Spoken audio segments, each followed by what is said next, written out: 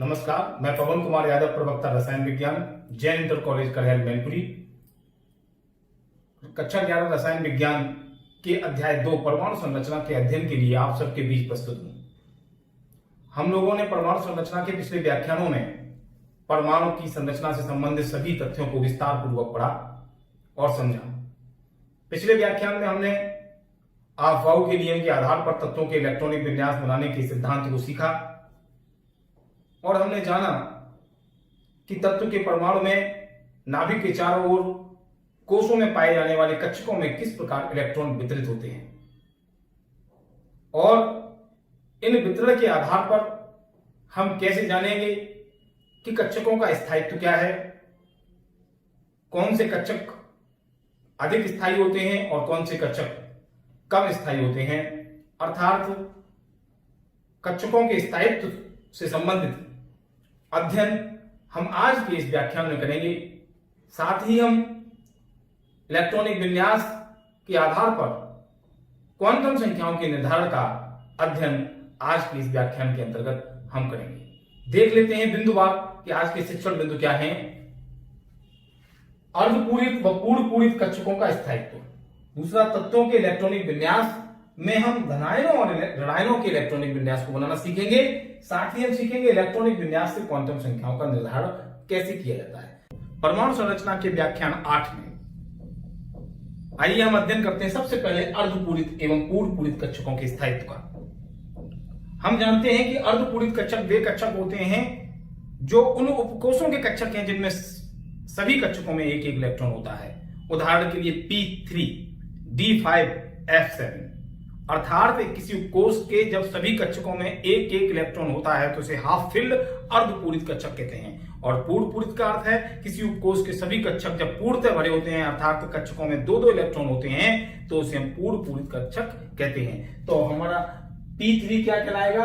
अर्धपूरित। इसी प्रकार D5 कहलाएगा अर्धपूरित। इसी प्रकार F7 क्या कहलाएगा? अर्धपूरित। और पूर्णपूरित के लिए क्या कहलाएंगे? उसी के P6। जब P के तीनों कक्षकों में दो दो इलेक्ट्रॉन होंगे तो फुल फिल्ड होगा, पूर्णपूरित होगा तो P6। और D10 ये पूर्णपूरित है और F14 ये भी पूर्णपूरित है। इन कक्षकों के स्थायित्व के क्या कारण हैं आज के इस हम टॉपिक में अध्ययन करेंगे।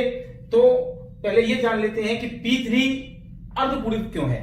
पिछले व्याख्यानों में हम अध्ययन कर चुके हैं हुंड के नियम के अनुसार किसी उपकोष के सभी कक्षकों में अयुग्मित इलेक्ट्रॉनों की संख्या अधिकतम होती है और उनके चक्कर समदिश होते हैं। अर्थात यहां सममितता प्रमुख कारण है कक्षकों के स्थायित्व की। सममित होने का इलेक्ट्रॉन पहले प्रयास करते हैं। कारण क्या है? जैसे P3 को हम देखते हैं यहां पर कि P3 में किस प्रकार इलेक्ट्रॉन भरे जाएंगे। देखिए P3 में 3 कक्षक होंगे, Px, Py, Pz। तो पहला इलेक्ट्रॉन ये है। दूसरा इलेक्ट्रॉन यहां स्पेस होने के बाद भी यहां नहीं भरा जाएगा, अगले में जाएगा। इसका कारण अंतरा इलेक्ट्रॉनिक प्रतिकर्षण भी है। तो कक्षकों के अर्धपूरित कक्षकों के स्थायित्व का एक प्रमुख कारण अंतरा इलेक्ट्रॉनिक प्रतिकर्षण भी है, क्योंकि समान आवेश इलेक्ट्रॉनों में होने के कारण यह इलेक्ट्रॉन यहां ना होकर के अगले कक्षक में जाना ज्यादा पसंद करता है। अर्थात वह युग्मन नहीं करता, पहले अयुग्मित होकर के भरना पसंद करता है। कारण अंतरा इलेक्ट्रॉनिक प्रतिकर्षण। तो तीसरा इलेक्ट्रॉन ये आएगा। ये P3 का इलेक्ट्रॉनों का बढ़ाव है, वितरण है कक्षकों में। तो ये कहलाएगा हाफ फिल्ड, क्योंकि ये भी अधूरा है। तीनों जगह जिसमें डॉट लगाए यहां इलेक्ट्रॉन आ सकते थे, परंतु ये अर्धपूरित व्यवस्था है। तो इस अर्धपूरित कक्षकों के स्थायित्व का सबसे पहला प्रमुख कारण है कि इनमें इलेक्ट्रॉनों का घनत्व का वितरण जो है वो सममित हो जाता है। तो पहला पॉइंट निकल के आता है इलेक्ट्रॉनों का सममित वितरण अर्धपूरित व पूर्णपूरित कक्षकों के स्थायित्व का प्रमुख कारण है। तो क्या हुआ कारण कि अगर हम P3 को देखें तो P3 में इलेक्ट्रॉनों का वितरण जैसा कि ऊपर बताया गया है इस प्रकार होगा। कैसे होगा? एक एक इलेक्ट्रॉन सभी कक्षक में आ जाएंगे, 1 1 1। तो ये हाफ फिल्ड हो गया। इसी प्रकार अगर हम D5 में बनाएं तो D5 के लिए हम 5 कक्षक बनाएंगे। कितने बनाएंगे? 5 कक्षक बनाएंगे और पांचों कक्षकों में अंतरा इलेक्ट्रॉनिक प्रतिकर्षण एवं हुंड के नियम के अनुसार पहले समान चक्र के सभी कक्षकों में एक एक इलेक्ट्रॉन हो जाएंगे। तो ये D5 कैसा कहलाएगा? यह D5 भी अर्धपूरित कहलाएगा।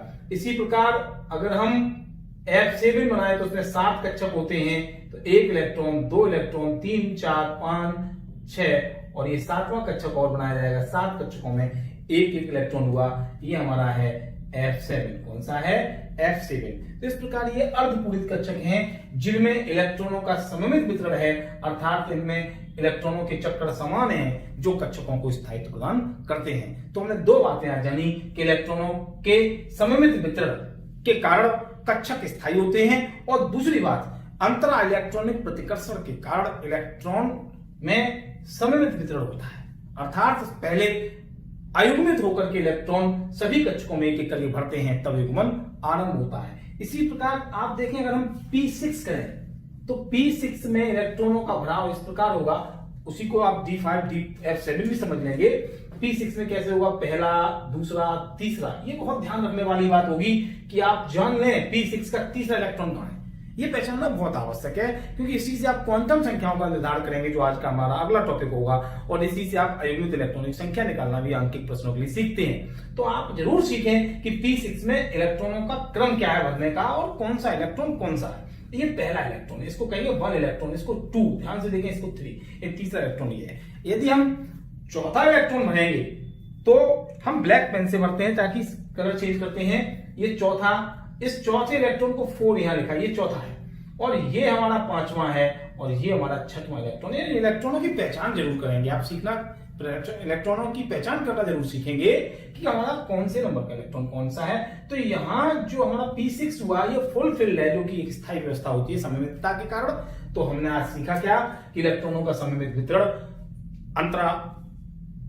अंतरा इलेक्ट्रॉनिक प्रतिकर्षण के कारण होता है, और ये दोनों के कारण अर्धपूरित व पूर्णपूरित कक्षक अन्य कक्षकों की अपेक्षा अधिक स्थायी होते हैं।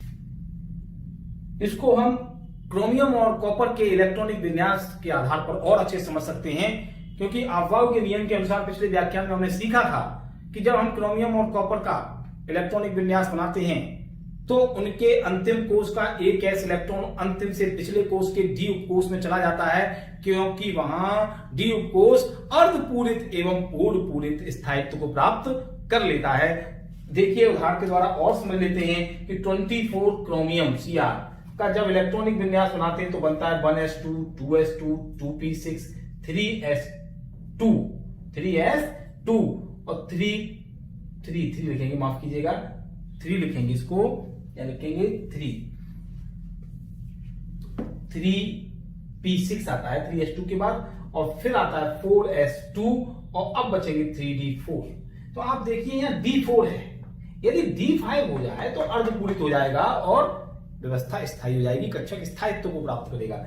अतः एक इलेक्ट्रॉन 4s2 वाला यहां चला जाता है, एक इलेक्ट्रॉन। तो विन्यास, वास्तविक विन्यास क्रोमियम का क्या बनता है? 1s2, 2s2, 2p6, 3s2, 3p6, 4s1 and 3d5, जिसका बढ़ाव इस प्रकार ही होगा। तो ये कक्षक स्थायी हो जाएगा। अगर हम 29 का बनाते हैं बच्चों तो कैसे बनाएंगे? 29 copper, 1s2, 2s2, 2p6, 3s2, 3p6, 4s2, और इसका अपेक्षित विन्यास नियमानुसार होता है 3d9।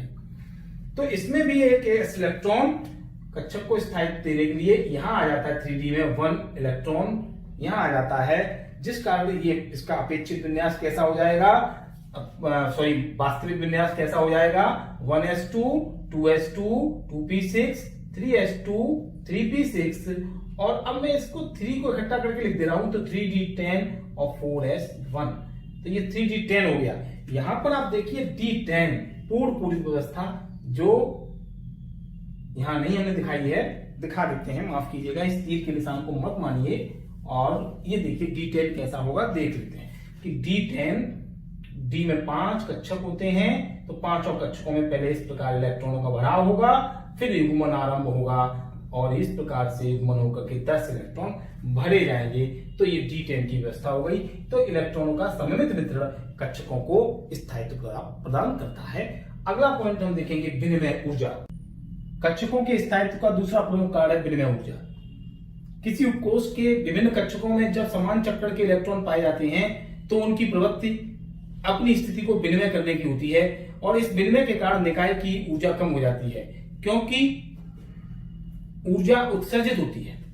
इस उत्सर्जित ऊर्जा को विनिमय ऊर्जा कहते हैं, अर्थात विनिमय ऊर्जा के कारण कक्षक स्थायित्व को प्राप्त करते हैं। तो हम विनिमय ऊर्जा के आधार पर कक्षकों के स्थायित्व को समझने के लिए एक उदाहरण दे सकते हैं कि अगर हम अर्धपूरित कक्षक दो ले लें, एक D4 ले लें, एक D5 ले लें, एक ले लें D4 और दूसरा ले लें D5, तो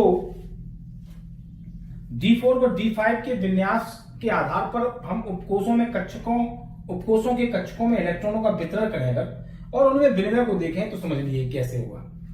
ये रहा D4 का इलेक्ट्रॉनिक वितरण, जैसा कि आप सीख चुके हैं पहले, एक एक इलेक्ट्रॉन 4 कक्षकों में होगा।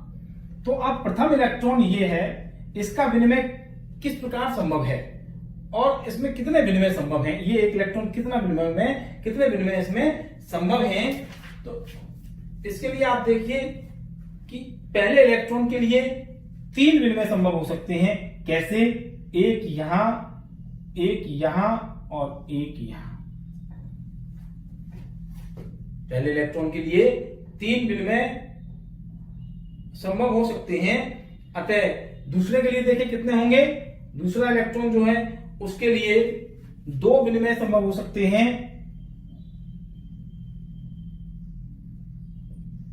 ये प्रकार से, तो यहां हम लिख देंगे विनिमय बराबर 3 और यहां लिख देंगे विनिमय बराबर 2। इसी प्रकार तीसरा इलेक्ट्रॉन हमारा पहला ये था, तीसरा इलेक्ट्रॉन हमारा ये है, इसके लिए विनिमय बराबर 1 रहेगा, तो यहां विनिमय बराबर 1। तो अब आप देखिए D4 के लिए कुल विनिमय कितना हुआ संभव, कुल संभव विनिमय कितना है? 3 + 2 + 1 = 3 2 5 और 1 6। कितना हुआ? 6। अब देखिए, अब हम देखते हैं D5 के लिए। किसके लिए देखते हैं? D5 के लिए। D5 का वितरण इस प्रकार होता है, सभी कक्षकों में एक एक इलेक्ट्रॉन। प्रथम इलेक्ट्रॉन ये है, पहले इसके लिए देखते हैं, 1 2 3 और 1 4, तो यहां हो गया 4। इसी प्रकार द्वितीय इलेक्ट्रॉन ये है, इसके लिए 1 2 और 3, तो यहां लिखेंगे 3। इसी प्रकार तृतीय इलेक्ट्रॉन के लिए देखेंगे, ये रहा 1 2, तो यहां लिखेंगे 2। और इसके बाद ये रहा फोर्थ इलेक्ट्रॉन, जिसके लिए 1 विनिमय संभव है, तो हम यहां लिखेंगे 1। अब इसके आधार पर कुल विनिमय यानी D5 में कुल विनिमय जो संभव हैं उनकी संख्या कितनी हुई? 4 4 + 3 + 2 और +1, तो इनको जोड़ते हैं 10। तो विनिमय किसमें ज्यादा है? D5 में। अतः D5 कक्षक अधिक स्थायी होगा। अतः D5 कक्षक या D5 उपकोष अधिक स्थायी होंगे।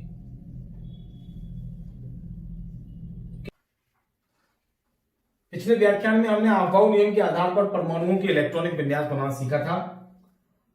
उसमें हमने तत्वों के इलेक्ट्रॉनिक विन्यास कैसे लिखा जाता है, देखिए एक बार फिर एक एग्जांपल लेते हैं। जैसे कार्बन का इलेक्ट्रॉनिक विन्यास बनाना हो तो हम लिखते थे 1s2 2s2 2p2। यहां इसका क्या अर्थ है? इस 1s2 से हम कौन कौन से अर्थ निकाल सकते हैं उसको देखते हैं। अगर हम एक फॉर्मूला बनाए NLX, तो इसका इससे मैच किया जा सकता है। कैसे? कि N का आशय है कोष की क्रम संख्या, क्योंकि हम 1s2 कहते थे तो पहला कोष जिसके S उपकोष में 2 इलेक्ट्रॉन हैं। चूंकि कोष को मुख्य क्वांटम संख्या से प्रदर्शित किया जाता है, अर्थात मुख्य क्वांटम संख्या कोष को प्रदर्शित करती है, तो यहां N का मतलब हुआ मुख्य क्वांटम संख्या जो कोष को प्रदर्शित कर रही है, और ये जो S है जो उपकोष को प्रदर्शित करता है, इससे हम दिगंशी क्वांटम संख्या का निर्धारण कर लेते हैं। तो ये L प्रदर्शित कर रहा है दिगंशी क्वांटम संख्या को, और X का मतलब है इलेक्ट्रॉनों की संख्या जो S के साथ लिखी जाती है ऊपर। तो हम इस प्रकार अगर हम 2p2 देख लें, 2p2, तो इस 2p2 में N का मान कितना है? 2। क्यों? क्योंकि ये यहां पर लगा हुआ है। n उपकोष से पहले लगाया जाता है, जो मुख्य क्वांटम संख्या अर्थात कोष की क्रम संख्या है। p से क्या आशय है? p से आशय है कि यहां p उपकोष है जो 3 कक्षकों से मिलकर बनता है, px, py और pz, और यहां 2 इलेक्ट्रॉन है। तो इस प्रकार हम इलेक्ट्रॉनिक विन्यास को क्वांटम संख्याओं के साथ सम्मिलित करते हुए समझ सकते हैं, अर्थात तत्वों के इलेक्ट्रॉनिक विन्यासों से हम परमाणुओं के इलेक्ट्रॉनों की क्वांटम संख्याओं के मान भी ज्ञात कर सकते हैं। इस इलेक्ट्रॉनिक विन्यास के आधार पर क्वांटम संख्याओं का निर्धारण कैसे किया जाता है, इसे अभी समझेंगे। उससे पहले इलेक्ट्रॉनिक विन्यास धनायनों और ऋणायनों के कैसे बनाए जाते हैं, आइए हम देख लेते हैं कि धनायन क्या होते हैं। धनायन परमाणु में से जब इलेक्ट्रॉन निष्कासित होते हैं तो धनायन बनते हैं। किसी परमाणु से जब इलेक्ट्रॉन पृथक होते हैं तो धनायन बनते हैं, और परमाणु से इलेक्ट्रॉन सदैव गैसीय अवस्था में पृथक होते हैं।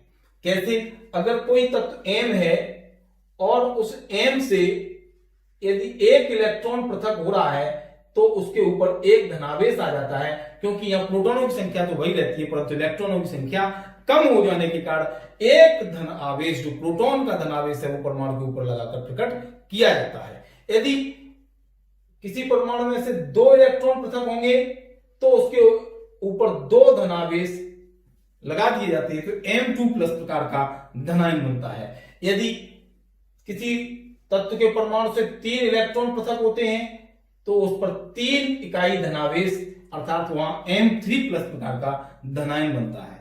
अब हम इन M प्लस या इस M3 प्लस M4 प्लस भी संभव है, इनके इलेक्ट्रॉनिक विन्यास आखिर कैसे बनाएंगे, हम इसे सीखते हैं।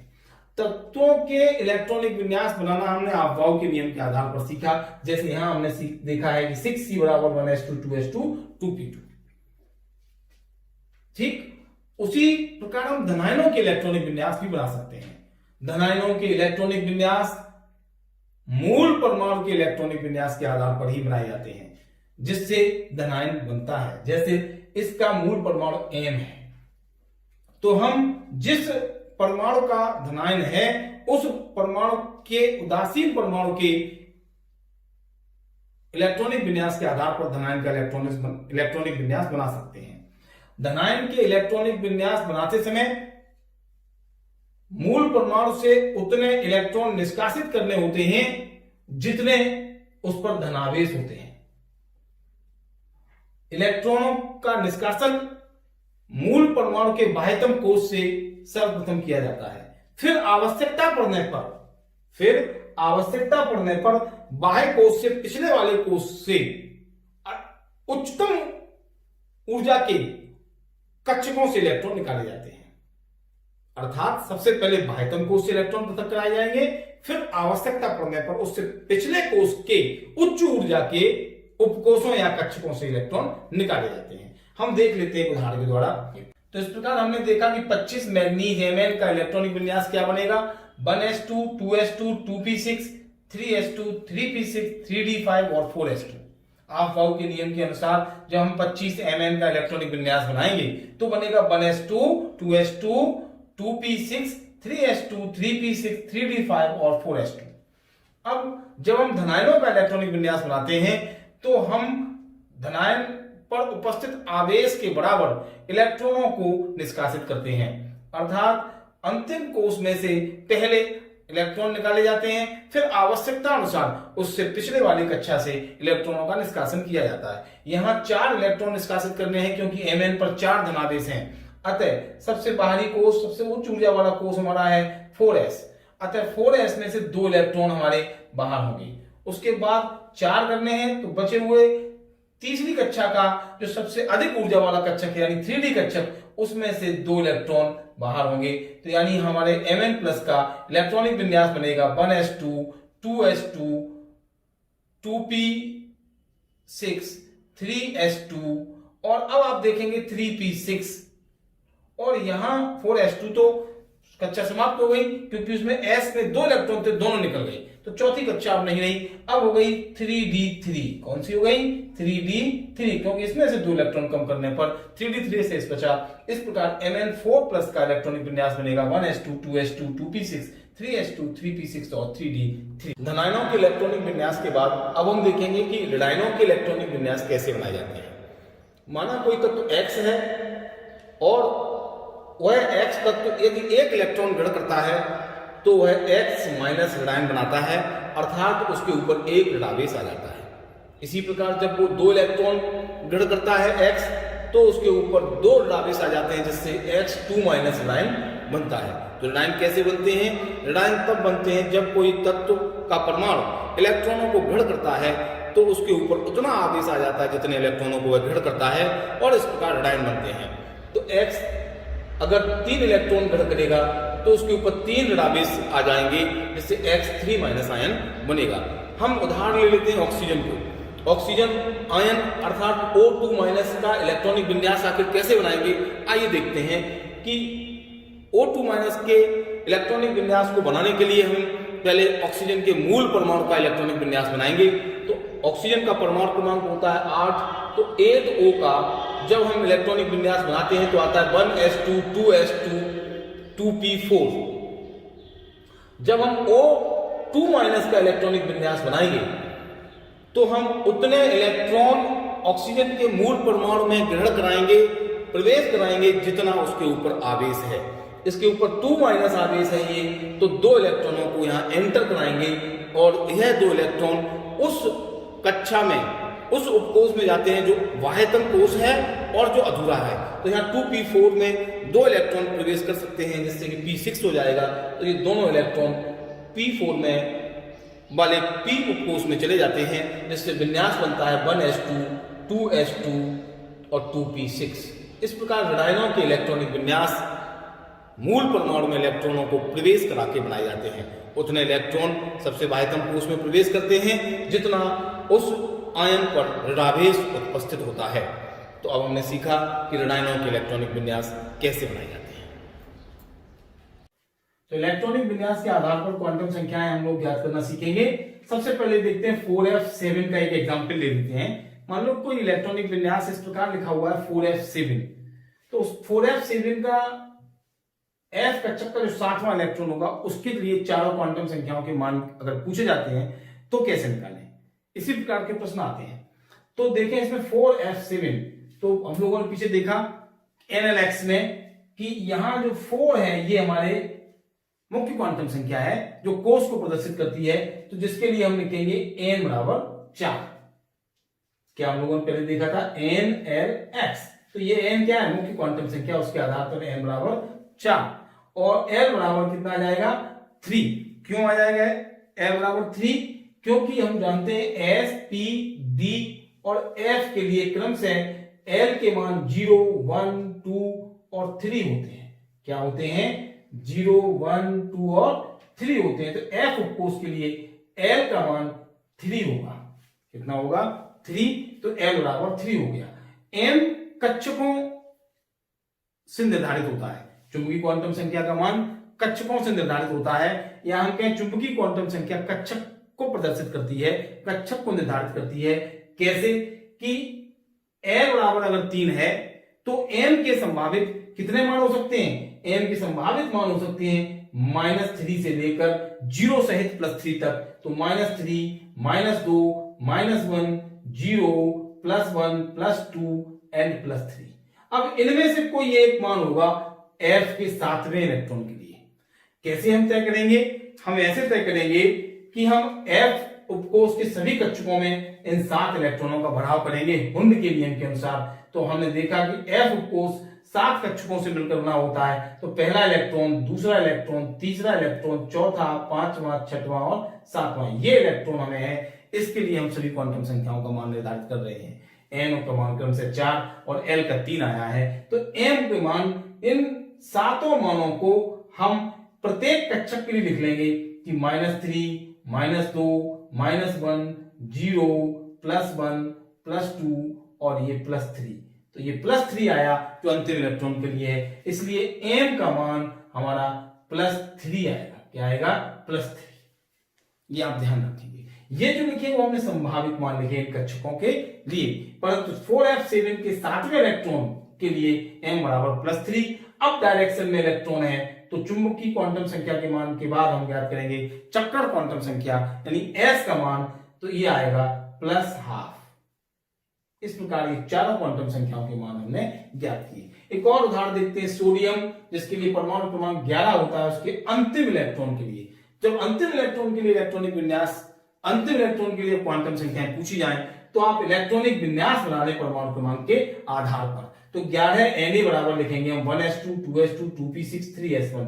तो लास्ट इलेक्ट्रॉन तीसरी कक्षा के s उपकोष में है 3s1। वो बाहरी कक्षा जो है वही अंतिम कक्षा है, तो अंतिम इलेक्ट्रॉन सबसे बाहर वाली तीसरी कक्षा के s उपकोष में है। तो इस 3s1 के लिए करेंगे तरीका हमारा यही रहेगा। तो हम क्या लिखेंगे, फॉर 3s1। 3s1 है तो यहां पर 3 क्या है, कोष की क्रम संख्या जो मुख्य क्वांटम संख्या को तय करेगी। तो n बराबर हो गया 3। अब l बराबर कितना हुआ, s उपकोष है तो ये l बराबर 0 हो गया। कितना हो गया, 0। और जब l का मान 0 है तो एक ही कक्षक होगा, तो m बराबर भी 0 होगा, क्योंकि एक ही कक्षक होगा जिसमें पहला इलेक्ट्रॉन ये है। तो इसके लिए l का मान 0, तो आप माइनस से लेकर 0 तक +0 तक लिखते तो वो मान 0 हो गया है। m का केवल एक मान होगा, क्योंकि किसी उपकोष में जितने कक्षक होते हैं चुंबकीय क्वांटम संख्या के उतने ही मान होते हैं। तो एक कक्षक है, केवल एक मान होगा और उसका मान कितना होगा। अब हम देखते हैं जब चुंबकीय क्वांटम संख्या m का मान 0 है 3s1 के लिए, और 3s में केवल एक इलेक्ट्रॉन है। अब इसी इलेक्ट्रॉन के लिए जब हम चक्कर क्वांटम संख्या का मान ज्ञात करेंगे, s का मान ज्ञात करेंगे, तो वह +½ अथवा -½ कोई भी हो सकता है। जैसे हम +½ लिख सकते हैं और -½ भी लिख सकते हैं। ठीक, तो s बराबर +½ और -½ NLMS। तो इस प्रकार परमाणु संरचना अध्याय के व्याख्यान 8 में हमने इलेक्ट्रॉनिक विन्यास के आधार पर क्वांटम संख्याएं ज्ञात करना सीखा।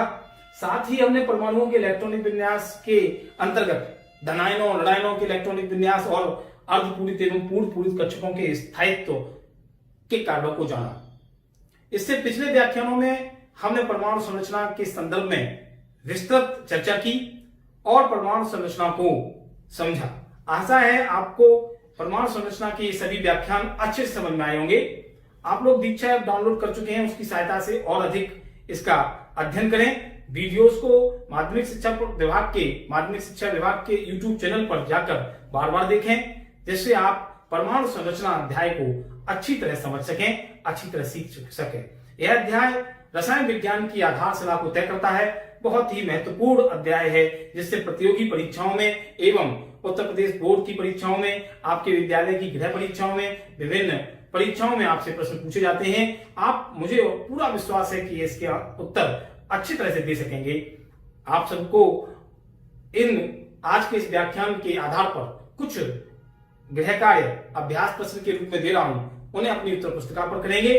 पिछले गृह कार्यों को भी आपने किया होगा, आप सब इस गृह कार्य को करें। पहला प्रश्न इसमें है कि कॉपर 2+ Cu2+ Z बराबर 29 का इलेक्ट्रॉनिक विन्यास लिखिए। यह अपवाद है और धनायनों के इलेक्ट्रॉनिक विन्यास कैसे बनाए जाते हैं आपको सिखाया गया है, तो आप इस प्रश्न को करें। दूसरा सवाल 4p4, जैसे 4f7 के लिए हमने क्वांटम संख्या निकाली थी, वैसे 4p4 से n व l के मान ज्ञात करें। मुख्य क्वांटम संख्या और दिनंशी क्वांटम संख्या के मान ज्ञात करें। Fe Z बराबर 26 में डी कक्षक में उपस्थित छठे इलेक्ट्रॉन को आपको चयन करना होगा। छठवां इलेक्ट्रॉन कौन सा है, इलेक्ट्रॉन के लिए सभी क्वांटम संख्याओं के मान ज्ञात करें। आप इस गृह कार्य को कीजिए और अपने नोट्स बनाइए, अच्छे से पढ़ाई कीजिए। आप सबके उज्जवल भविष्य की कामना करता हूं। नमस्कार, धन्यवाद।